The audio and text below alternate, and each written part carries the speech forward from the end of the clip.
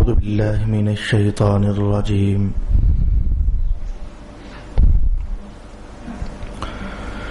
بسم الله الرحمن الرحيم. ويسألونك عن ذي القرنين قل سأتلو عليكم منه ذكرا إنا مكنا له في الأرض وآتيناه من كل شيء سببا فأتبع سببا حتى إذا بلغ مغرب الشمس وجدها تغرب في عين حمئة ووجد عندها قوما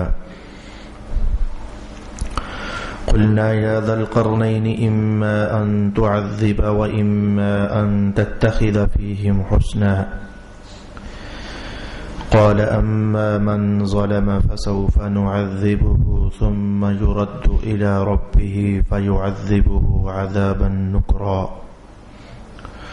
وأما من آمن وعمل صالحا فله جزاء الحسنى وسنقول له من أمرنا يسرا ثم أتبع سببا حتى إذا بلغ مطلع الشمس وجدها تطلع على قوم لم نجعل لهم من دونها سترا كذلك وقد أحطنا بما لديه خبرا ثم أتبع سببا حتى إذا بلغ بين السدين وجد من دونهما قوما لا يكادون يفقهون قولا قالوا يا ذا القرنين إن يأجوج ومأجوج مفسدون في الأرض فهل نجعل لك خرجا على أن تجعل بيننا وبينهم سدا قال ما مكنني فيه ربي خير فأعينوني بقوة أجعل بينكم وبينهم ردما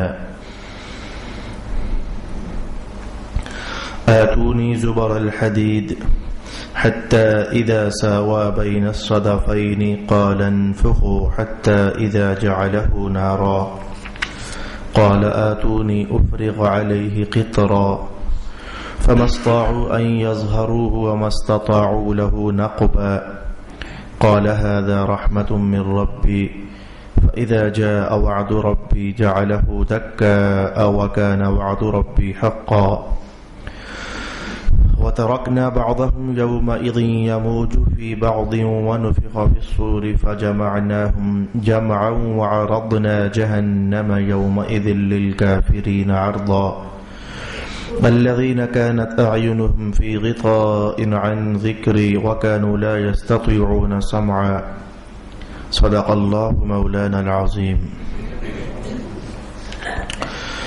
الصلاة والسلام عليك يا سيدي يا رسول الله الصلاة والسلام عليك يا سيدي يا حبيب الله الصلاة والسلام عليك يا سيدي يا شفيع المذنبين وعلى آلك وأصحابك يا سيدي يا رحمة للعالمين.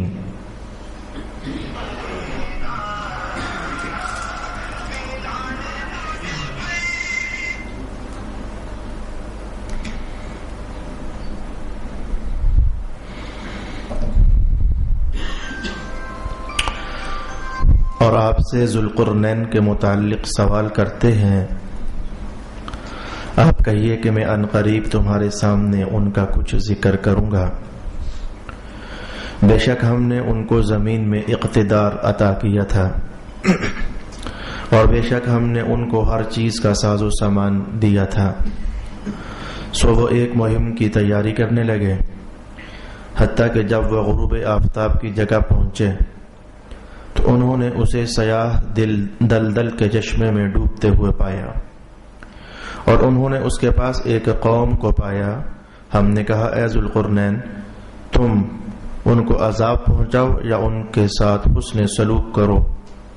اس نے کہا جس شخص نے اپنی جان پر ظلم کیا تو عنقریب ہم اس کو سزا دیں گے، پھر وہ اپنے رب کی طرف لوٹا دیا جائے گا تو وہ اس کو بدترین عذاب دے گا، اور جو شخص ایمان لے آیا اور اس نے نیک عمل کیے تو ہم اس کو اچھا بدلہ دیں گے، اور ان قریب ہم اس کو آسان کاموں کے احکام دیں گے۔ پھر وہ ایک اور مہم کی تیاری کرنے لگے، حتیٰ کہ جب وہ طلوع آفتاب کی جگہ پہنچے تو انہوں نے دیکھا کہ سورج ایک ایسی قوم پر طلوع ہو رہا ہے جن کے لیے ہم نے سورج سے کوئی حجاب نہیں بنایا۔ واقعہ اسی طرح ہے اور ہمارے علم نے ان کے تمام واقعات کا احاطہ کیا ہوا ہے۔ پھر وہ ایک اور مہم پر چل پڑے، حتیٰ کہ جب وہ دو پہاڑوں کے درمیان پہنچے تو ان کے پار انہوں نے ایک ایسی قوم دیکھی جو ان کی کوئی بات نہیں سمجھتی تھی۔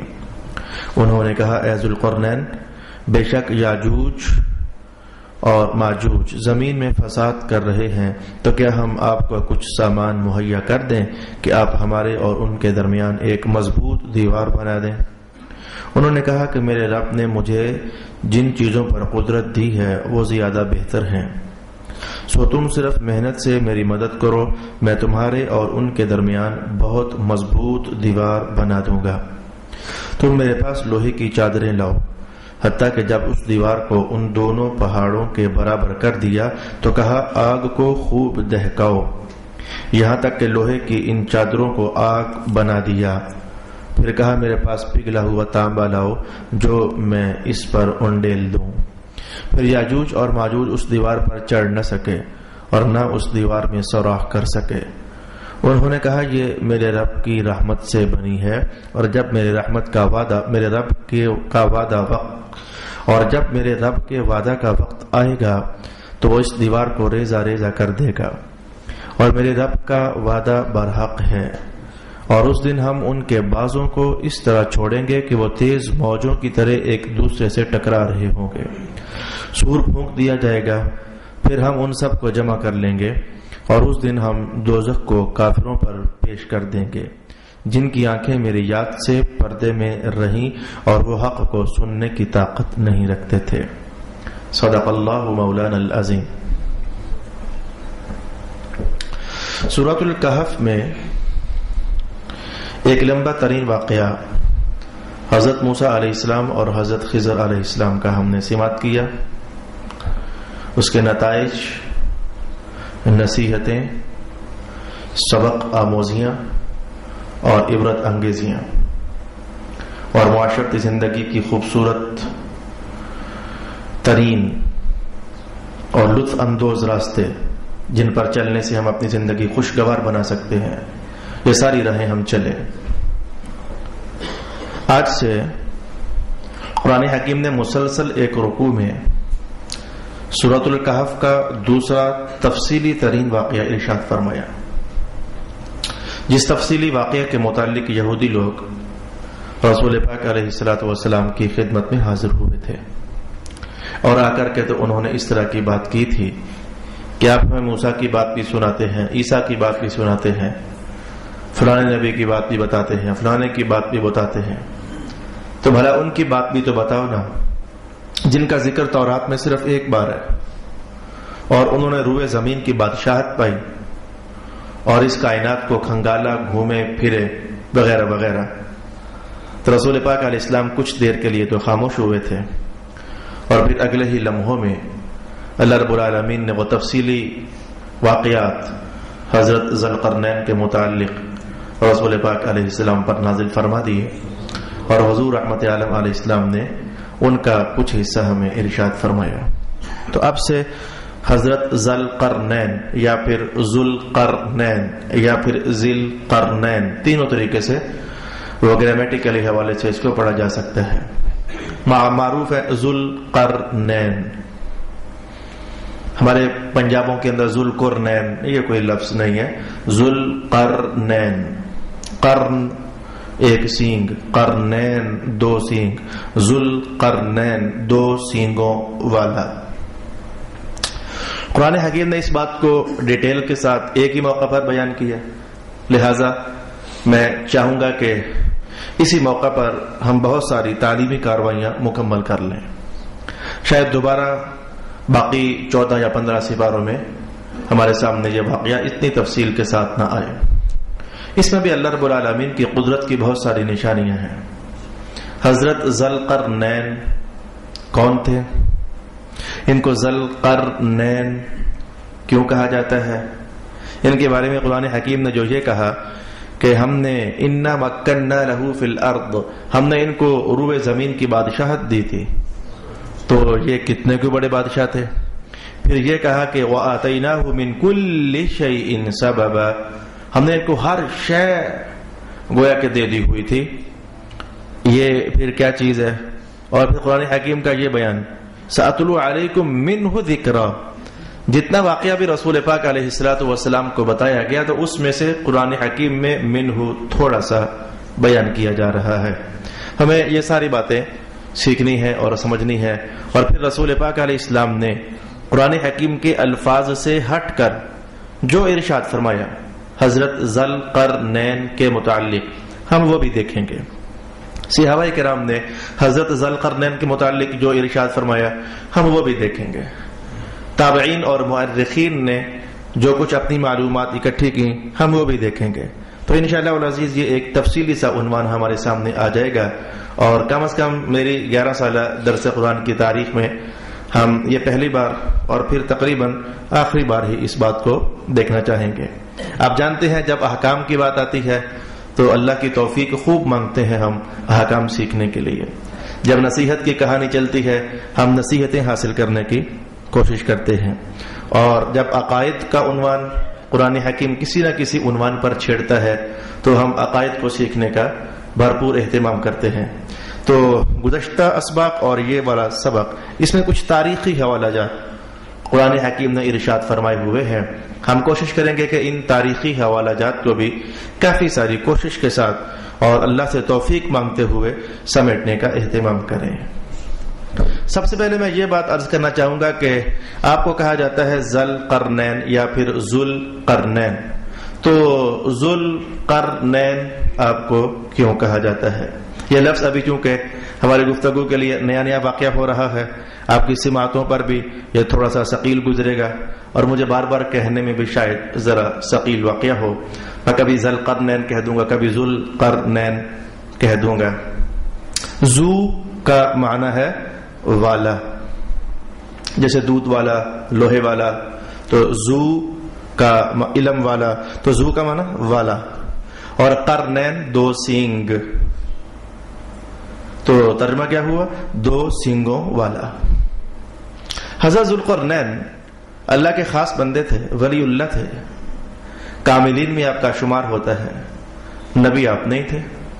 اللہ رب العالمین نے اخلاص کے اعلیٰ مقام پر فائز کیا ہوا تھا، اور آپ کے اخلاص کی کہانیاں تو کچھ ایسی ہیں کہ جس سے کا پھر آپ ارادہ فرما لیتے اللہ رب العالمین ویسے پھر کر بھی دیا کرتا تھا۔ بڑا مقام اللہ تعالیٰ نے آپ کو نصیب فرمایا ہوا تھا۔ شاید یہ کہانی نہ چھڑتی، لیکن یہودیوں نے آ کر رسول پاک علیہ الصلوۃ والسلام کے علم کو تولنا چاہا کہ بھلا انہیں اس بندے کا پتہ ہے یا نہیں ہے، تو پھر یہ تو ممکن نہیں ہے کوئی آ کر حضور کے علم پر کہانی چھیڑے اور اعتراض کرے، اور پھر اگلے ہی لمحوں میں یا گزشتہ لمحوں میں اللہ وہ علم نہ دے چکا ہو، یا پھر آئندہ لمحوں میں اللہ پاک وہ علم عطا نہ فرما دے۔ تو پھر اللہ رب العالمین نے خوب اس علم کی آگاہی رسول پاک علیہ الصلوۃ والسلام پر نازل فرمائی۔ تو ذوالقرنین کیا یہ وہی ہیں کہ جن کو اسکندر رومی کہا جاتا ہے، یا اسکندر نام کے دو بندے ہوئے ہیں، اسکندر رومی اور ایک اور سکندر یونانی؟ تو جاننا چاہیے کہ اس میں مورخین کا اختلاف ہوا، یہ سکندر رومی ہے یا سکندر یونانی ہے۔ چلے ہمیں اس سے بھی کم غرض ہے کہ یہ سکندر وہ ہے یا سکندر یہ ہے۔ میں دلچسپی کے لیے یہاں سے بات شروع کرنا چاہوں گا کہ آپ کو ذوالقرنین آخر کیوں کہا جاتا ہے؟ دو سینگوں والے، کیا آپ کے دو سینگ تھے؟ اس سلسلے میں اگر آپ تفصیل سے پڑھنا چاہیں تو قرطبی کو پڑھا جا سکتا ہے اور رازی کو بھی پڑھا جا سکتا ہے۔ روح البیان کے مصنف نے تو انہیں تو خوب موقع ملا، روح البیان کے مصنف کو ان ایسے عنوانات پر خوب موقع ملتا ہے، وہ تاریخ ساری اکٹھی کر کے رکھ دیتے ہیں، لو جی بھر کر اسے پڑھ لیا جائے۔ اور امام جلال الدین سیوطی آپ جانتے ہیں کسی سے پیچھے رہنے والے نہیں ہیں، انہوں نے جو یہاں رقم ترازیاں فرمائی، میں اگرچہ اپنا مرجع اور اپنی گفتگو کا مرکز انہی کو قرار دوں گا۔ روح البیان پر پھر بھی بعض انگلیاں اٹھی ہیں، لیکن امام جلال الدین سیوطی پر ہاتھ ڈالنا ذرا مشکل ہوتا ہے۔ کوئی بھی صاحب علم سیوطی پر اعتراض کرتے ہوئے 1000 بار سوچے گا کہ بندہ خدا اگر کہہ رہا ہے تو کہہ رہا ہے. میں ان کی جلالت علمی کا حوالہ آپ کو یہاں سے کہنا چاہوں گا. آپ نے جو وہ کتاب لکھی جامع الاحادیث والمراسیل، یہ 21 جلدوں میں آج ہمارے پاس موجود ہے. تو ایک زمانہ ایسا آیا کہ علماء اور محدثین یہ کہتے تھے کہ یہ حدیث ہے یا نہیں ہے. اگر یہ بات پرکھنی ہوتی کہ فلانی حدیث ہے یا نہیں تو کہا جاتا کہ سیوطی کی جامع میں دیکھ لو، اگر ادھر ہے تو سمجھو کہ ہے، اگر ادھر نہیں ہے تو سمجھو نہیں ہے. محدثین نے اتنا بڑا کلام کر دیا کہ آپ کو اللہ رب العالمین نے اتنا جلالت علمی اور جلالت مقام عطا فرمایا ہوا تھا. اور پھر رسول پاک علیہ الصلوۃ والسلام کی بارگاہ عالیہ میں قبولیت کا حال آپ جانتے ہیں کہ 72 بار یہ کم ہے، یا ایک بار بھی جاگتی نظر سے دیدار سے مشرف ہو جانا کہ انسانی زندگی کی معراج سے بھی بڑھ کر ہو جاتا ہے. اور رسول پاک علیہ السلام نے 72 مرتبہ اور شعرانی نے کہا 75 مرتبہ زیارت نصیب فرمائی، اور وہی جاگتے ہوئے نہیں، سوئے ہوئے نہیں بلکہ جاگتے ہوئے. تو الغرض میں روح البیان کی وہ مارکۃ الآراء بحثیں ہونے کے باوجود میں پرائرٹی دوں گا تفسیر در منصور کو، اور وہیں سے اپنی معروضات آپ کی خدمت میں پیش کرنے کا اہتمام کروں گا. جاننا چاہیے کہ آپ کو ذوالقرنین کیوں کہا جاتا ہے. ایک قول یہ ہے کہ وہب بن منبہ نے اس قول کو نقل فرمایا کہ آپ کے سر کے دونوں طرف، یعنی اس طرف بھی اور اس طرف بھی، سینگ نما 2 ابھار تھے. جیسے تصویر آپ کے سامنے میں نے بنائی، سینگ نما 2 ابھار تھے. اور اچھا میں آپ کو یہ بھی بتاؤں، جو یہ کہا جائے گا بار بار کہ آپ کو ذوالقرنین اس لیے کہا جاتا ہے، اس لیے کہا جاتا ہے، اس لیے کہا جاتا ہے، اس لیے کہا جاتا ہے، باتیں ساری ٹھیک ہیں. وہ دیکھنے میں آپ کو یہ لگے گا کہ اس نے کچھ اور کہا، اس نے کچھ اور کہا، اس نے کچھ اور کہا، اس نے کچھ اور کہا، وہ باتیں ساری ٹھیک ہیں، وہ ان میں تضاد نہیں ہے. میں انشاءاللہ العزیز یہ رفع تضاد بھی آپ کے سامنے لانے کا اہتمام کروں گا.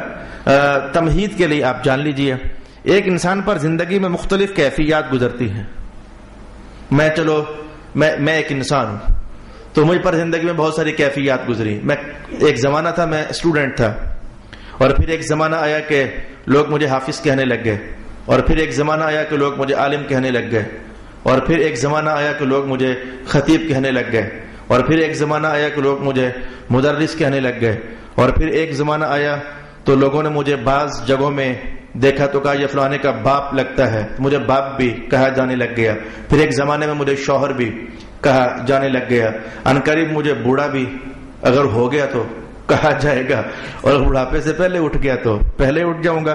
تو انسانی زندگی میں آپ اپنے آپ کو دیکھ لو، آپ میں سے کوئی ایک ہی شخص ہے، کبھی اسے تاجر بھی کہا جاتا ہے، کبھی اسے خریدار بھی کہا جاتا ہے، کبھی اسے کسی کا سالہ کہا جاتا ہے، کبھی اسے کسی کا خالو کہا جاتا ہے، کبھی اسے کسی کا استاد کہا جاتا ہے. تو انسانی زندگی کے اچھا بعض اوقات بندہ وہی ہوتا ہے، لیکن کبھی اسے کہا جاتا ہے یہ تو لاہوری ہے، اور کبھی اسی بندے کو کبھی کہا جاتا ہے یہ تو مدنی ہے، کبھی اسے کہا جاتا ہے اسی بندے کو یہ تو گولڈوی ہے. اب وہ لاہوری بھی ہوتا ہے اور گولڈوی بھی ہوتا ہے، یہ کوئی تضاد ان میں نہیں ہے. اب وہی بندہ جو ہے وہ خاوند بھی ہوتا ہے، وہ شاگرد بھی کبھی ہوتا ہے، وہ تاجر بھی کبھی ہوتا ہے، وہ کبھی، یہ ساری صفات. تو انسانی زندگی کے مختلف مراحل میں انسان مختلف کنڈیشنز اپنے ساتھ لگاتا جاتا ہے، تو لہذا اسی کنڈیشن اور کیفیت کی طرف نسبت کرتے ہوئے تو اسے وہ سب کچھ کہا جاتا رہتا ہے. کسی زمانے میں کہا جاتا تھا وزیر اعظم نواز شریف کو، لیکن آج کل نہیں کہا جاتا. کسی زمانے میں زرداری کو صدر نہیں کہا جاتا تھا، آج کل کہا جاتا ہے. تو یہ کنڈیشنز ہوتی ہیں انسانی زندگی کی. یہ میری تمہیدی کلمات، مجھے امید ہے کہ آپ کو بہت سارے فائدہ دینے میں مددگار ثابت ہوں گے. وہب بن منبہ کہتے ہیں کہ آپ کے یہاں پر 2 ابھار تھے، یوں لگتا تھا جیسے سینگ ہے. حضرت علی المرتضیٰ سے کسی نے پوچھا کہ آپ بتائیں گے ہمیں کہ حضرت ذوالقرنین کو ذوالقرنین کیوں کہا جاتا ہے؟ جو بات آپ نے کہی اور ادھر جو بات وہب بن منبہ نے کہی، بات تو ایک ہی تھی، یہ 2 باتیں نہیں تھی. حضرت علی فرمانے لگے کہ ہوا یہ تھا کہ آپ نے اپنی قوم کو جب تبلیغ فرمائی تو قوم سے جھڑپ ہو گئی. تو جہاد تو ہر دور میں رہا ہے، اہل علم کے ساتھ، انبیاء کے معاملات میں، اولیاء کاملین کے معاملات میں، تو قوم بھڑک اٹھی اور بات ہاتھا پائی تک ہوئی. انہوں نے کوئی شے اٹھا کر ضرب کاری لگائی تو آپ کے ماتھے کے ایک طرف لگی، اب وہ زخم ہوا تو اللہ کا کرنا ایسا ہوا کہ آپ فوت ہو گئے، اور پھر مولا کائنات نے اسی قوم کو سزا دلوانے کے لیے حضرت ذوالقرنین کو ایک نئی زندگی عطا فرمائی، اور آپ جب دوبارہ سے زندہ ہوئے تو آپ نے اس قوم کو جو سبق سکھایا وہ پھر تاریخ میں پڑھا جا سکتا ہے۔ لیکن وہ جو ضرب لگی تھی، میں ایک لفظ پنجابی کا بولوں گا، ہم کہتے ہیں روبڑا، اگر کوئی ضرب لگے تو وہ جگہ اٹھ جائے پھول جائے تو اسے پھر روبڑا ہم لوگ کہتے ہیں۔ میں نہیں جان سکا اور پوچھ بھی نہیں سکا کہ آپ کی پوٹوہاری زبان میں اسے کیا کہتے ہیں، وہ ایک اٹھ سا جاتا ہے حصہ جسم کا، اور وہ کہیں بھی ہو سکتا ہے، چلے کروڑا، روڑا، چلے وہ روڑا سا پڑ جاتا ہے۔ اچھا، پھر اللہ کا کرنا ایسا ہوا کہ آپ نے ایک اور قوم کو تبلیغ فرمانی تھی، روئے زمین پر جو آپ کا آنا جانا تھا، آپ نے ایک اور قوم کو تبلیغ فرمانی تھی۔ حضرت علی المرتضیٰ فرمانے لگے، جب ان کو تبلیغ فرمائی انہوں نے بھی وہی حال کیا، لڑائی اور جھگڑا کیا، تو انہوں نے بھی ایک ضرب کاری لگائی، وہ اللہ کا کرنا ایسا ہوا کہ وہ آپ ماتھے کے اس طرف لگی، اور آپ پھر اللہ کے حکم سے فوت ہو گئے۔ اور یہ عجیب الشان بندہ ہے حضرت ذوالقرنین، آپ ان کی حالات جب پڑھو گے اور سنو گے تو کئی باتیں آپ کو بالکل اوپری سی لگیں گی، یار یہ کیا، ایسا سا ہو جائے گا آپ کے ساتھ، جیسا کہ ابھی حضرت علی کا بیان میں آپ کے سامنے لا رہا ہوں۔ تو جب ادھر ضرب لگی تو آپ پھر فوت ہو گئے۔ حضرت علی فرماتے ہیں کہ رب کائنات نے آپ کو پھر زندہ فرما دیا، اور زندہ فرما کر کہا کہ جس قوم نے اب ضرب لگائی ہے تو ذرا اس کا بھی حساب لیجئے۔ تو اب اس سے پھر آپ نے جہاد کیا تو آپ فتح مند ہوئے۔ اب جو دو ضربیں لگی تھیں تو ان دو ضربوں کے لگنے سے آپ کی زبان میں روڑا پڑ گیا، وہ جو ادھر سے کروڑا، وہ کروڑا پڑ گیا۔ تو اب وہ جو ابھرے ہوئے نشان تھے، تو وہاب بن منبہ نے کہا کہ سینگ نما ابری ہوئی جگہ تھی، اور ان سینگ نما ابری ہوئی جگہ کو حضرت علی المرتضیٰ نے واضح کیا کہ یہ جہاد کے نشان تھے، جو آپ کو ضربیں لگی تھی تو یہ وہ نشان تھے جو کہ وہ ہمیشہ کے لیے آپ کے ساتھ جوڑ دیے گئے۔ تو ایک وجہ یہ واقعہ ہوئی کہ آپ کو ذوالقرنین کہا جاتا ہے، یعنی سینگ نہیں تھے، سینگوں کے مشابہ وہ زخموں کے نشان تھے اصل میں حضرت مولا علی کے بیان کے مطابق، جس کی بنیاد پر آپ کو ذوالقرنین کہا جاتا ہے۔ اچھا، یہ بھی وجہ بیان کی گئی کہ آپ کو ذوالقرنین اس لیے کہا جاتا ہے کہ آپ نے جہاں سے سورج چڑھتا ہے تو آپ نے اس جگہ کا مشاہدہ بھی کیا، اور جہاں سے سورج ڈوبتا ہے تو آپ نے اس جگہ کا بھی مشاہدہ کیا۔ قرآن حکیم اس بات پر تو ارشاد فرما رہا ہے، مطلع الشمس و مغرب الشمس، اب سورج کے طلوع کے مقام پر بھی پہنچے، سورج کے غروب کے مقام پر بھی پہنچے۔ تو چونکہ یہ جو سینگ ہوتے ہیں، یہ بکرے کی کھوپڑی اگر آپ کی نظروں میں ہے تو ادھر والا سینگ یہ کھوپڑی کے ادھر کی انتہا بن رہا ہوتا ہے، اور جو ادھر والا سینگ ہے یہ کھوپڑی کے ادھر سے انتہا بن رہا ہوتا ہے۔ تو سینگ انتہاؤں میں ہوتے ہیں، یہ سینٹر میں سینگ نہیں ہوتے۔ تو چونکہ آپ نے انتہائی مشرق اور انتہائی مغرب تک آپ نے دورہ فرمایا تو اس لیے آپ کو ذوالقرنین کہا جاتا ہے۔ اور ایک رائے یہ بھی ہے کہ آپ کو اس لیے ذوالقرنین کہا جاتا ہے کہ آپ نے خواب دیکھا کہ مشرق اور مغرب میں جو سورج ہے تو سورج کے دو سنگ ہیں، آپ نے خواب دیکھا کہ سورج کے دو سنگ ہیں، تو آپ نے دونوں سنگوں کو فتح کر لیا۔ اب کہنے کو یہ تیسری بات ہوئی، لیکن آپ کو جاننا چاہیے کہ یہ تیسری بات نہیں ہے، یہ وہی بات ہے کہ جہاد کرتے کرتے آپ مشرق میں پہنچے تو ادھر کی قوموں کو آپ نے فتح کر لیا، تو گویا کہ سورج کا ایک سینگ آپ نے فتح فرما لیا، اور جہاد کرتے کرتے آپ جو مغرب کی طرف روانہ ہوئے تو آپ نے ادھر بھی فتح فرما لیا سارا علاقہ، تو سورج کا دوسرا سینگ آپ نے فتح فرما لیا۔ یہ بھی آپ کے متعلق قول کیا گیا ہے، اور بھی بہت سارے اقوال ہیں کہ آپ کو ذوالقرنین اس لیے اور اس لیے کہا جاتا ہے۔ مثلا ایسا بھی ہوا کہ آپ نے اب یہ بات بالکل ہمارے لیے اوپری ہوگی کہ جہاں اللہ رب العالمین نے ظلمات اور تاریکیاں رکھی ہوئی ہیں آپ نے اس جگہ کا بھی مشاہدہ فرمایا۔ اب ہم نہیں جانتے، ہم نے آج تک سنا ہی نہیں ہے کہ کوئی ایسا علاقہ بھی ہے جہاں اندھیرے ہی اندھیرے ہیں، اللہ نے ساری تاریکیاں وہاں رکھی ہوئی ہیں۔ اب یہ جملے ہمارے لیے بالکل نئے سے، اجنبی سے اور اوپرے سے واقعہ ہو جائیں گے۔ تو چونکہ آپ نے تاریکیوں کا بھی مشاہدہ کیا، کائنات میں کہاں کہاں اللہ نے تاریکیاں رکھی ہوئی ہیں، اور آپ نے انوار کا بھی مشاہدہ کیا تو دو بالکل اپوزٹ چیزیں، ایک سنگ دوسرے کے مخالف، دوسرا سنگ پہلے کے مخالف ہوتا ہے، تو ظلمات اور تاریکیاں آپ نے چونکہ ان دونوں کا مشاہدہ کیا اسی لیے آپ کو ذوالقرنین کہا جاتا ہے، تو بات یہ بھی ٹھیک ہے۔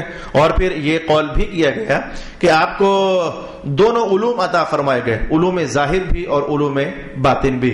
تو سنگ اصل میں نشانی ہوتی ہے، ابری ہوئی نشانی، تو علم بھی بندے کی عظمت کی ایک نشانی ہوتا ہے، تو آپ ظاہر علم والوں میں ہوتے تو اللہ پاک نے آپ کو وہ علم بھی عطا فرمایا ہوا تھا، علامت نشانی عطا کی تھی، اور اگر باطنی علوم والوں میں آپ ہوتے تو اللہ پاک نے آپ کو وہ علم بھی عطا فرمایا ہوا تھا۔ تو اس لیے ظاہر اور باطن دونوں علوم کے حاصل ہونے کی وجہ سے آپ کو ذوالقرنین کہا جاتا ہے۔ اور بھی مختلف، اچھا یہ بھی کہا گیا کہ آپ 200 سال جیے، تو ایک 100 سال کو عربی زبان میں قرن کہا جاتا ہے، ایک صدی اور ایک قرن، قرون اولا یہ لفظ آپ نے سنا ہوگا، قرون اولا یعنی پہلی صدیوں میں رہنے والے لوگ، تو آپ کو 200 سال عمر عطا فرمائی گئی، اس لیے آپ کو ذوالقرنین کہا جاتا ہے، یعنی 200 سال عمر والے۔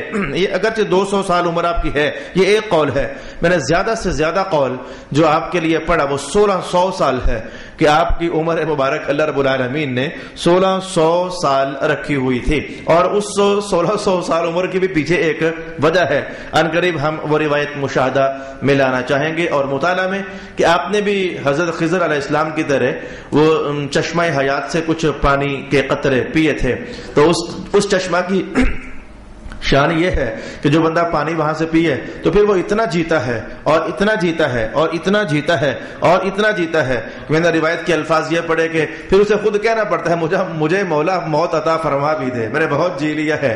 تو چونکہ آپ نے وہ چشمہ حیات سے پانی پیا تھا تو اس لیے آپ کو زندگی کا دوام نصیب ہوا، حالانکہ 2 بار آپ فوت بھی ہوئے، میں تھوڑی دیر پہلے آپ کو حضرت علی کے قول سے بتا چکا ہوں، 2 بار آپ فوت بھی ہوئے، تو اس چشمے کا پانی پینے پر آپ کی عمر بڑھ گئی اور لمبی ہو گئی، اور پھر آپ نے خود کہا مولا بس اب میں نے 1600 سال جی لیا ہے، اب مجھے موت بھی آنی چاہیے۔ ابھی تک ہم نے کچھ بھی شروع نہیں کیا تو محسوس ہو رہا ہوگا کہ یہ کوئی عجیب الشان بندہ ہوا ہے اللہ رب العالمین کے بندوں میں سے، اور عجیب الخلقت بندہ ہے اللہ رب العالمین کی مخلوقات میں سے۔ تو میں نے ابھی تک ان کے نام پر آپ کو چند ایک وجوہات بیان کی ہے۔ میں سب سے پہلے حدیث کے الفاظ لانا چاہوں گا، حضرت ذوالقرنین کون تھے، یا آپ کے بعض احوال جو قرآن حکیم نے کہے وہ ہم نے ایک بار تلاوت بھی کی ہے اور ایک بار ترجمہ بھی اس کا ہم نے سیکھا، لیکن احادیث کی روشنی میں مزید ہم پر انکشافات ہوں گے۔ اور یاد رکھنا کہ رسول پاک علیہ السلام خوش ہوا کرتے تھے، میں نے وہ حدیث کا جملہ آپ کو بتایا تھا، آپ نے فرمایا کہ کاش کے موسیٰ حضرت خضر سے سوالات نہ پوچھتے تو 3 واقعات ہمارے سامنے آ گئے نا، تو وہ چونکہ بار بار سوال کیا تو جدائی ہو گئی، کاش کہ موسیٰ سوال بار بار نہ کرتے تو ہم پر اور بھی راز منکشف ہو جاتے، ہم اور بھی دیکھتے کہ تکوینی امور میں اللہ رب العالمین نے حضرت خضر کی کیا کیا ڈیوٹیاں لگائی ہوئی ہیں۔ تو حضرت ذوالقرنین کا عنوان بھی کچھ ایسا ہی ہے کہ عجب سے عجب تر کہانی ہے اور عجیب سے عجیب تر بیان ہے رسول پاک صلی اللہ علیہ وآلہ وسلم کا۔ میں اپنی گفتگو کو میٹھا کرنا چاہوں گا ایک حدیث پاک کے پاکیزہ الفاظ سے۔ اس حدیث کے راوی ہیں حضرت عقبہ بن عامر الجہنی، آپ فرماتے ہیں کہ میں رسول پاک علیہ الصلوۃ والسلام کی خدمت کیا کرتا تھا، تو ایک دن میں باہر نکلا تو دروازے پر میں نے پایا کہ کچھ یہودی آئے ہوئے ہیں اور وہ مجھ سے کہہ رہے ہیں کہ رسول اللہ سے اجازت دو نا، ہم نے ان سے ملاقات کرنی ہے اور کچھ باتیں ہم نے پوچھنی ہے۔ اور ان ہاتھوں میں انہوں نے کتابیں اٹھائی ہوئی تھی، یہودیوں نے اپنے ہاتھوں میں کتابیں اٹھائی ہوئی تھی اور ہم رسول اللہ علیہ الصلوۃ والسلام سے پوچھنا چاہتے ہیں۔ ایسی پلیت قوم تھی کہ کتنی بار ایسا ہوا کہ حضور کی خدمت میں حاضر اور آ کر کہتی کہ بتاؤ جی اس مسئلے کا جواب کیا ہے، حضور جواب ارشاد فرما دیتے تو کہنے لگے نہیں اس کا یہ جواب تو نہیں ہے۔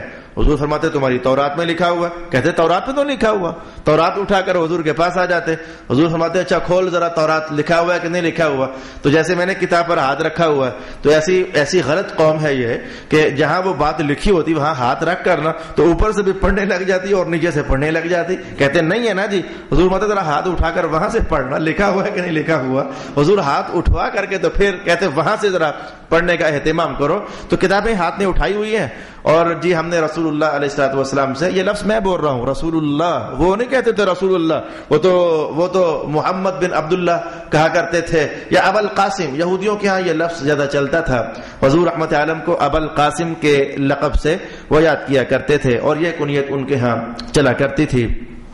تو جی ہم نے ملاقات کرنی ہے، کون ہمارے لیے اجازت طلب کرے گا؟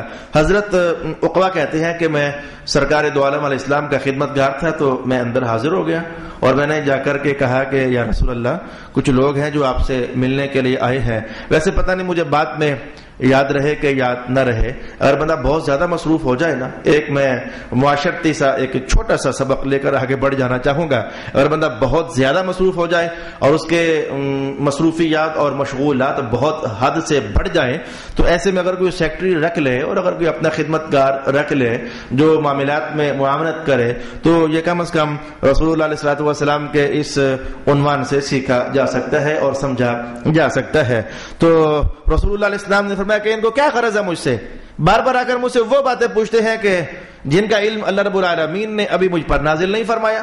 بھئی حضور کا علم تدریجی تھا، ہم اہل سنت کا ایمان اور عقیدہ اور نظریہ اور موقف یہی ہے کہ رسول پاک علیہ الصلوۃ والسلام پر سارا علم ایک دم سے اتار دیا گیا، ایسا نہیں ہے۔ حالات واقعات کے پیش نظر کچھ زیادہ کم زیادہ علم رسول پاک علیہ الصلوۃ والسلام کو دیا جاتا رہا، حتیٰ کہ ہم اہل سنت کہتے ہیں کہ جس دن آپ کا وصال شریف ہوا وہ گھڑی تھی کہ اللہ رب العالمین کائنات بھر کے علوم آپ کے سینے میں نازل فرما چکا تھا، یعنی وصال سے پہلے آپ پر تمام نازل ہونے والے علوم کی تکمیل ہو چکی تھی۔ تو کہا جی حضور آپ سے ملنا چاہتے ہیں؟ حضور نے فرمایا کہ کیا غرض ہے انہیں مجھ سے ملنے سے؟ ایسی باتیں کہتے ہیں کہ جو ابھی تک مجھ پر نازل نہیں کی گئی۔ پھر حضور نے فرمایا اچھا چلو ملنے آئے گئے ہیں، تعلق ذرا پانی کا بندوبست کرنا، میں وضو کرنا چاہتا ہوں۔ تو رسول پاک علیہ الصلوۃ والسلام کو پانی پیش کیا گیا، آپ نے وضو فرمایا اور 2 رکعت نماز ادا فرمائی۔ اور میں مسلمانوں آپ سے کہنا چاہوں گا یہ بڑی خاص چیز ہے، یہ مشکل یہ ہمیں تعلیم دی جا رہی ہے، کبھی کوئی مشکل پیش آئے تو اس مشکل مہم پر نکلنے سے پہلے وضو کرنا اور پھر 2 رکعت پڑھ لینا کہ اے اللہ میری مدد فرما دینا، یہ بڑی خاص چیز ہے۔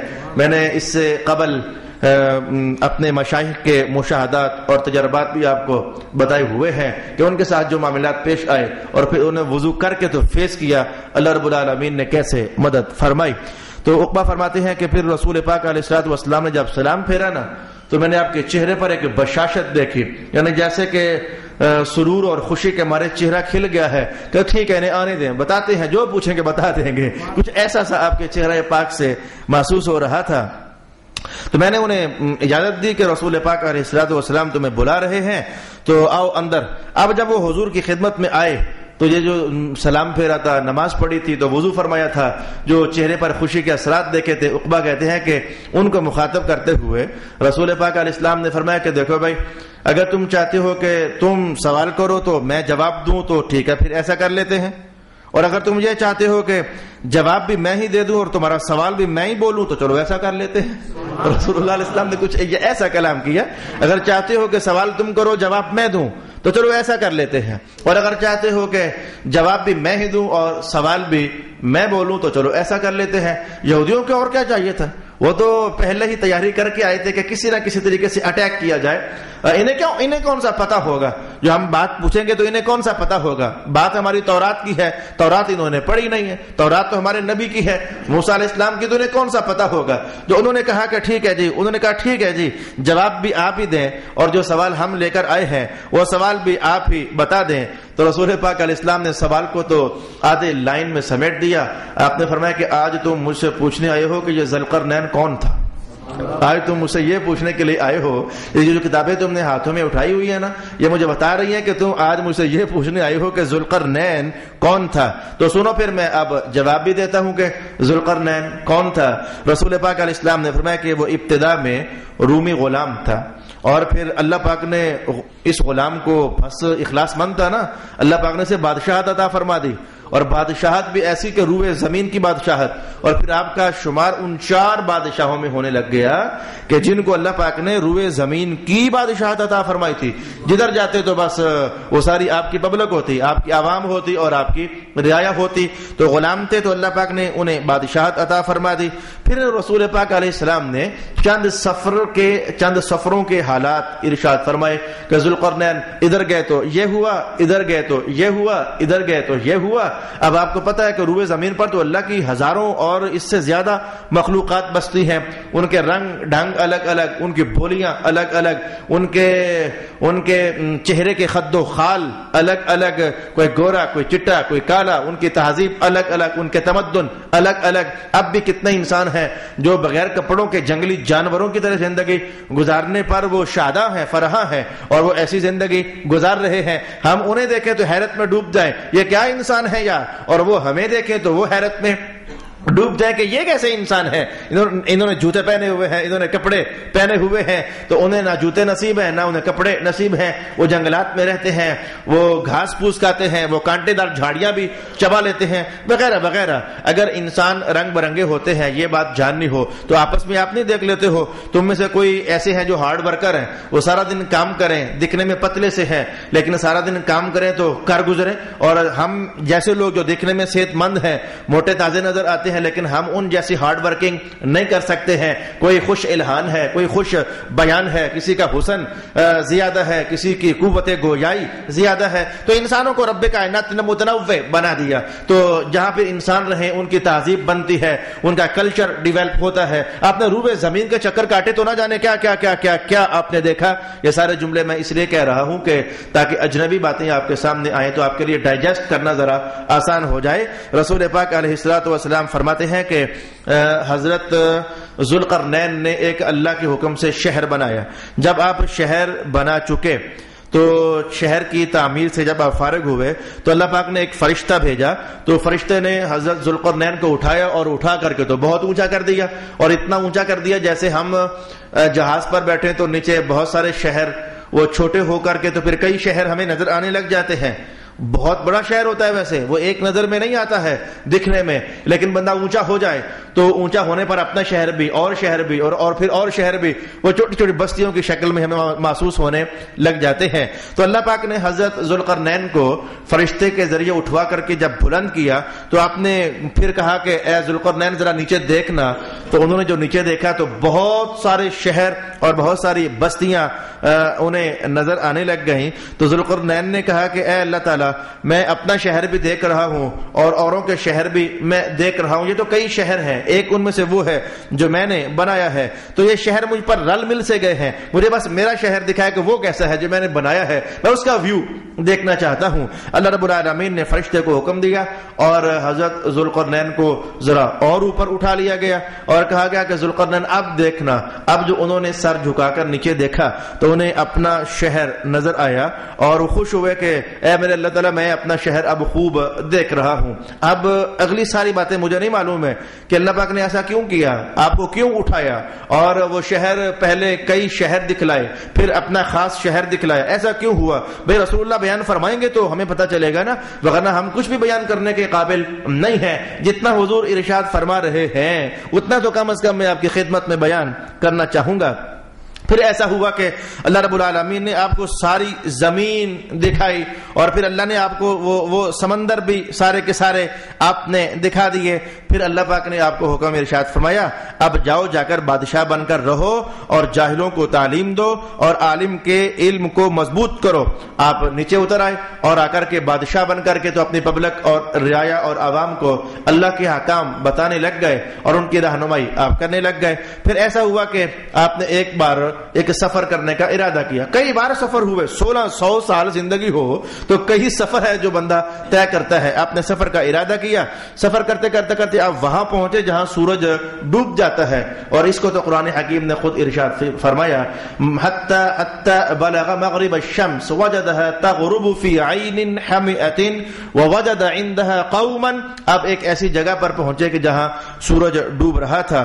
تو بس اتنا ہی حضور نے ارشاد کیا. اور اگلی بات قرآن حکیم نے ارشاد فرمائی ہے وہ ہم انشاءاللہ وہاں دیکھیں گے. حضور فرماتے ہیں پھر آپ وہاں سے چلے, سفر طے کرتے کرتے وہاں پہنچے جہاں سورج طلوع ہوا کرتا ہے. تو پھر آپ ان نرم اور ملائم پہاڑوں پر آپ پہنچے کہ جن پر کھڑا ہونا دشوار ہوتا ہے, اور اتنا ملائم کہ اگر کوئی عام بندہ بھی وہاں کھڑا ہو جائے, وہ جم کر بھی کھڑا ہونا چاہے تو وہ جم کر کھڑا نہ ہو سکے اور صرف کرتا ہوا آپ نیچے آ جائے. پھر حضور نے فرمایا کہ یہ سفر آگے بڑھ گیا یہاں تک کہ وہ علاقہ جہاں آج یاجوج اور ماجوج قوم ہے, ہم نے اس موقع پر یہ بھی دیکھنا ہے, اور یہ پہلا اور آخری موقع ہے ہمارے لیے درس قرآن میں. یہ یاجوج ماجوج کیا چیزیں ہیں, یہ کیا بلائیں ہیں, یہ لفظ تو ہم نے پہلے بھی سنا ہوا ہے, لیکن اب کہ ہم ان کے ڈیٹیل سے حالات بھی سیکھنے کا اہتمام کریں گے.